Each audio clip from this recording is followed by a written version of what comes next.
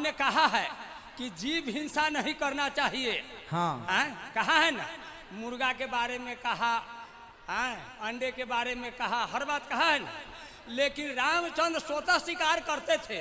तरक्की करने के बाद हमें पता लगता है कि वेजिटेबल्स को भी दर्द होता है, लेकिन ये दर्द इंसान को सुनाई नहीं देता। तो मृग भगवान राम मारते थे तो हम लोग क्यों ना मारें? लिखा है मनुस्मृति में चैप्टर नंबर 5 श्लोक नंबर 30 में, उसमें लिखा है कि ईश्वर ने कुछ जानवर बनाए खाने के लिए और कुछ जानवर को खा जाने के लिए। रामचंद्र है इतना पुरुषोत्तम थे, पुरुष में उत्तम कहा गया था, पुरुषोत्तम है। तो यदि वो पुरुषोत्तम थे तो फिर शिकार करने कहा गया। अगर गोश्त नहीं खाना चाहते हैं, मैं आपसे खुश हूँ। अगर हिंदुस्तान में सब गैर मुस्लिम गोश्त खाने लगेंगे तो गोश्त का भाव बढ़ जाएगा। चूहे को इंजेक्शन लगाते, उसका पहले फाड़ते हैं, उसे ऑपरेशन करते हैं। इंसानों का इलाज करने के पहले डॉक्टरों को बंदर का और चूहे को इन पर एक्सपेरिमेंट कराया जाता है कि आप। अस्सलामु अलैकुम वरहमतुल्लाहि वबरकातुहू। उम्मीद करता हूँ कि आप हज़रात आफ़ियत, खैरियत और ईमान की सलामती के साथ होंगे। अल्लाह सुब्हानहू व तआला ऐसी आप खुश और ईमान की सलामती के साथ रखे। दोस्तों, इस वीडियो के अंदर हम देखेंगे कि एक बंदा पंडित अनिरुद्धाचार्य से भिड़ गया इस बात के ऊपर कि तुम लोग पंडित होकर गोश्त खाने से मना क्यों करते हो, जबकि ऐसा हिंदू धर्म की किताबों के अंदर नहीं लिखा।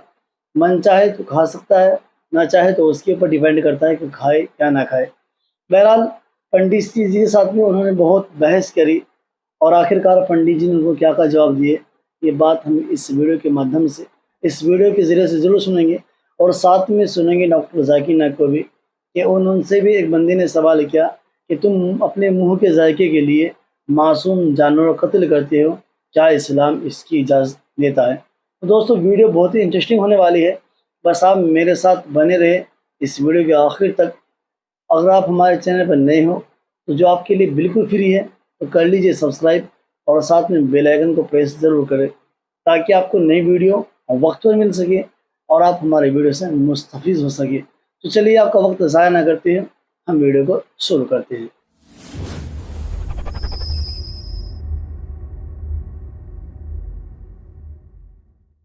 यह आपसे पूछना चाहते हैं कि जैसा आपने कहा है कि जीव हिंसा नहीं करना चाहिए। हाँ कहा है ना, मुर्गा के बारे में कहा, अंडे के बारे में कहा, हर बात कहा है ना।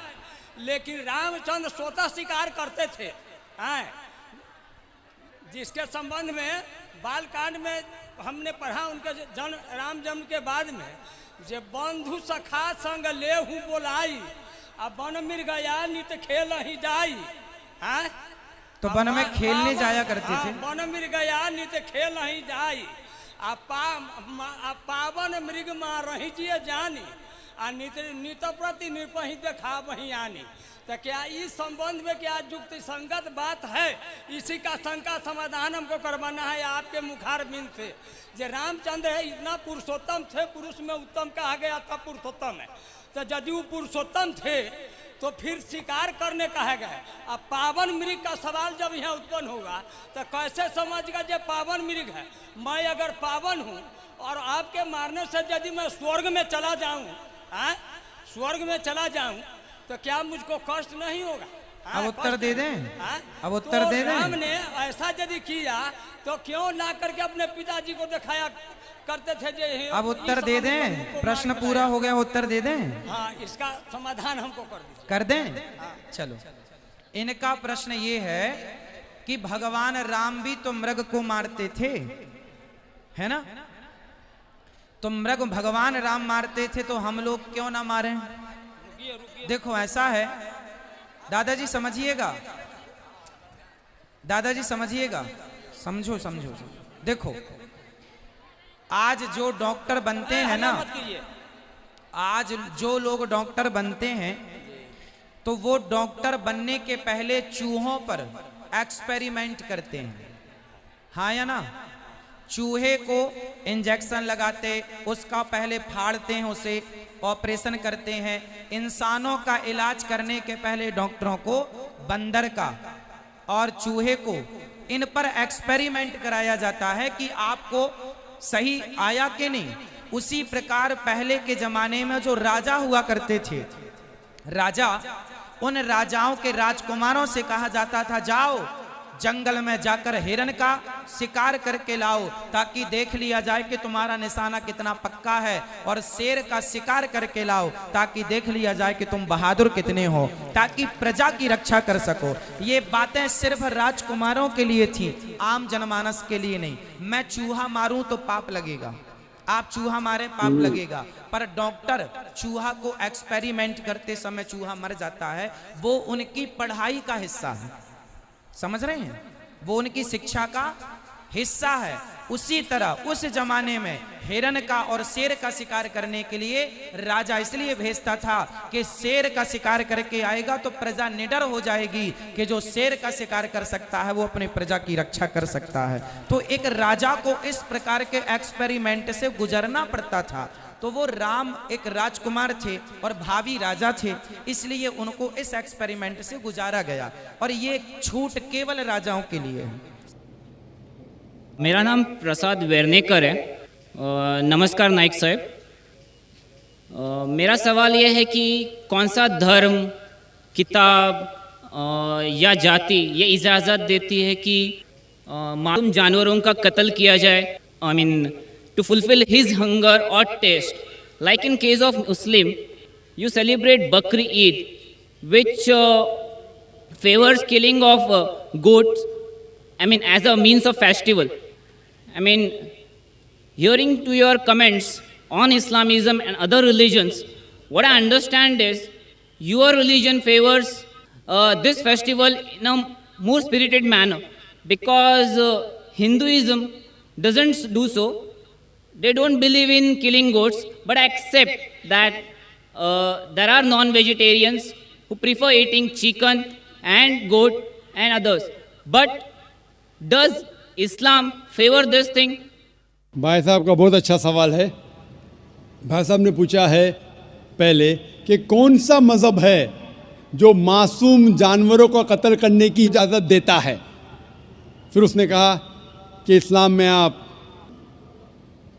जानवर का कत्ल करते हैं, आप नॉनवेज खाते हैं, हिंदू धर्म में इसकी ममानियत है। आपका सवाल है कौन सा मज़हब। पहले मैं इस्लाम का जिक्र करूँगा, बाद में इंशाअल्लाह दिगर मज़हब का भी जिक्र करूँगा। जहाँ तक कि इस्लाम का सवाल है, एक मुसलमान बहुत अच्छा मुसलमान रह सकता है प्योर वेजिटेरियन बन के भी। इस्लाम में ज़रूरी नहीं है कि आपको नॉनवेज खाना चाहिए, फ़र्ज़ नहीं है। और आप जानते हैं कि ये हमारा दूसरा कॉन्फ्रेंस है इस बड़े मैदान में, सुमैया ग्राउंड में।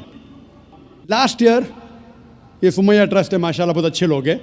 एक हफ़्ता पहले कॉन्फ्रेंस के पहले कहा कि हम नॉनवेज में नहीं मानते, आप नॉनवेज इस मैदान पे सर्व नहीं कर सकते। हमने कहा कि हम 9 महीने पहले बुक कर चुके हैं, एक हफ़्ते पहले आप बोलते ऑलरेडी स्टॉल दे चुके, ये नामुमकिन है। तो उनने अल्हम्दुलिल्लाह सुम्मा अल्हम्दुलिल्लाह हमारी बात रखी और लास्ट ईयर हमें नॉनवेज खाने की इजाज़त दी। इस साल जब हमने बुक की, पहले शर्त लगाई कि इस मैदान में नॉनवेज सर्व नहीं होगा। हमने कहा ये आपका ख्याल है, हम आपके ख्याल की इज्जत करते हैं, क्योंकि इस्लाम में नॉनवेज खाना फ़र्ज़ नहीं है। इसीलिए आप देखेंगे फूड कोर्ट में भी नॉनवेज सर्व नहीं कर रहे।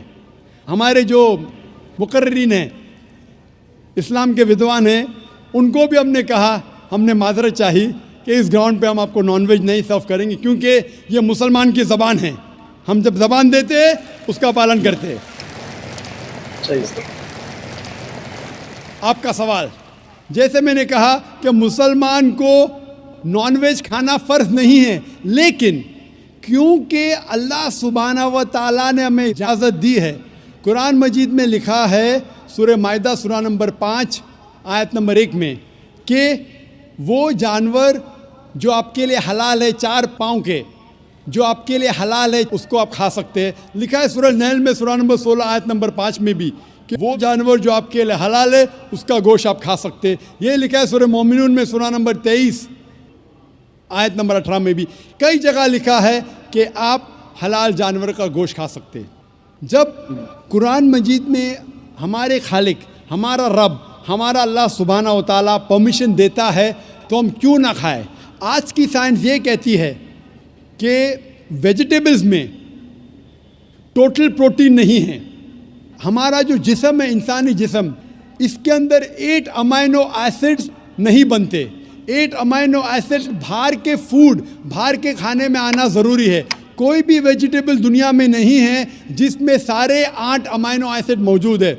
लेकिन नॉनवेज फूड में अल्हम्दुलिल्लाह सुम्मा अल्हम्दुलिल्लाह कई नॉनवेज फूड में सारे अमाइनो एसिड जो जिस्म नहीं पैदा करता है, इसे कहते हैं इसेंशियल अमाइनो एसिड मौजूद है। इसे कहते हैं टोटल प्रोटीन।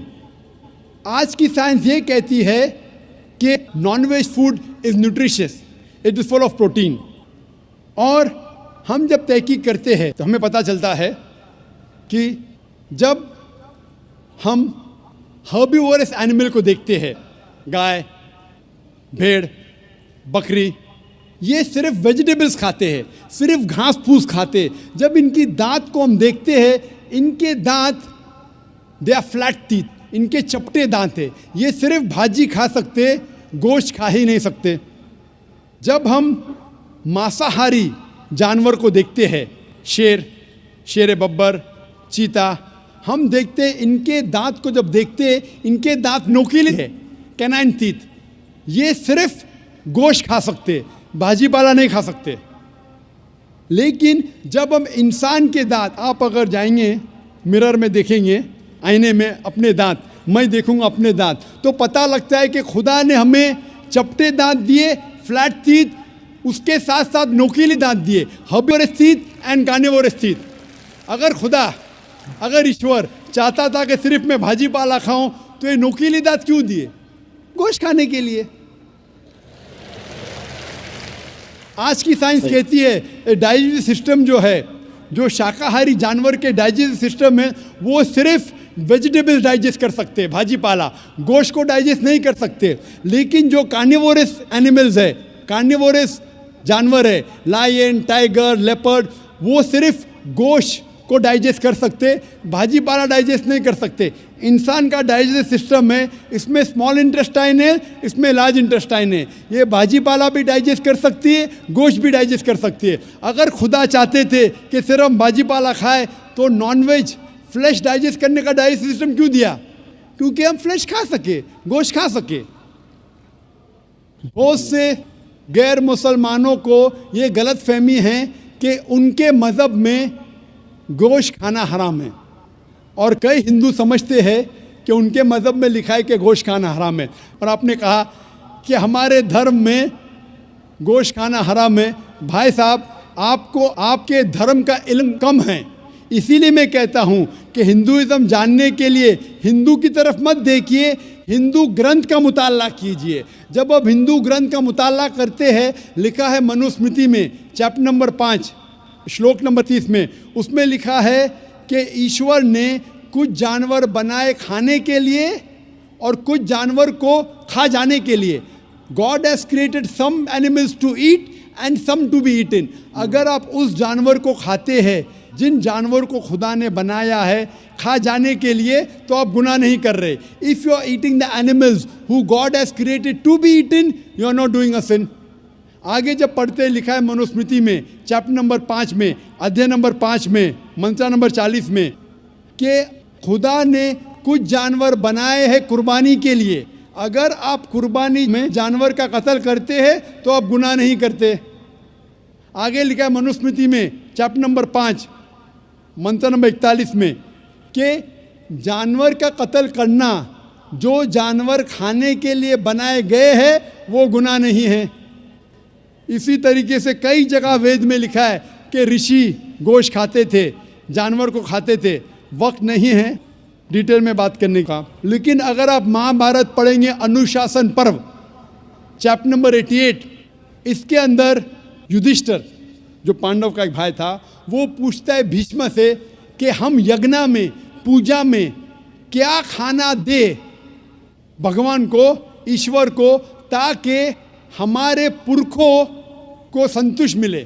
तो भीष्म कहता है युधिष्ठिर से कि आप यज्ञ में अगर भाजी पाला देंगे तो हमारे बाप दादा 1 महीने के लिए खुश रहेंगे। अगर आप मच्छी देंगे 2 महीने के लिए, अगर आप खरगोश देंगे 3 महीने के लिए, अगर गोश्त देंगे तो 4 महीने के लिए, अगर आप बेकन देंगे तो 5 महीने के लिए, अगर परिंदे का गोश्त देंगे तो 6 महीने के लिए, अगर हिरन का गोश्त देंगे तो 7 महीने के लिए। पूरा मेन्यू है माशाल्लाह, बड़ा मेन्यू है। उसके आगे लिखा है अगर आप गाय देंगे तो पूरे 1 साल के लिए हमारे बाप दादा संतुष्ट रहेंगे, और अगर गेंडा राइनोसरस देंगे तो 20 साल के लिए हमारे बाप दादा खुश रहेंगे। पूरा मेन्यू है। क्या चाहते हैं बोलो? मच्छी, खरगोश, क्या चाहते हैं बोलो? ये आपके ग्रंथ में लिखा है, मेरे ग्रंथ में नहीं। हमारे ग्रंथ में सब चीज़ खाने की इजाज़त नहीं, सिर्फ वो चीज़ जो हमारे लिए हलाल है। इसी तरीके से बाइबल में भी लिखा है आप गोश्त खा सकते। अक्सर धर्म की किताबों में लिखा है कि आप गोश्त खा सकते हैं। आप मेरा अगर एक डिबेट देखेंगे जिसका मौजू था is eating non vegetarian food permitted और prohibited for a human being, क्या इंसान के लिए गोश्त खाना हलाल है या हराम है? और मैंने डिबेट किया था एक जैन के साथ जिसका नाम था रश्मिबाई झवेरी। वो इंडियन वेजिटेरियन कांग्रेस का सदर था, प्रेसिडेंट था। वो दुनिया भर घूमता है बताने के लिए कि नॉनवेज हराम है, और उसने मुझे चैलेंज किया।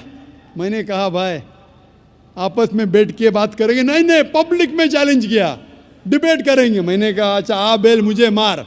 तो मैंने कहा ठीक है भाई, पब्लिक में। बोला मैं लोग को लेके आऊँगा। मैं बोला लेके आओ।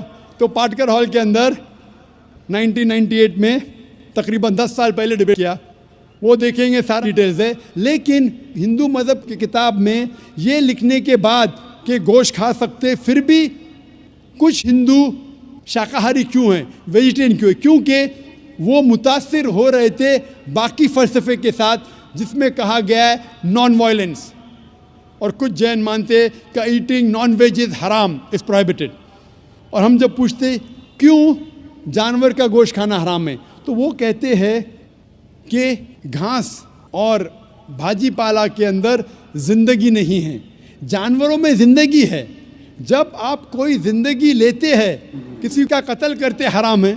आज साइंस तरक्की करने के बाद पता चलता है कि वेजिटेबल्स में भी जान है, भाजी पाला में भी जान है। तो वो ज़रा अपनी फ़िलॉसफी को तब्दील करते।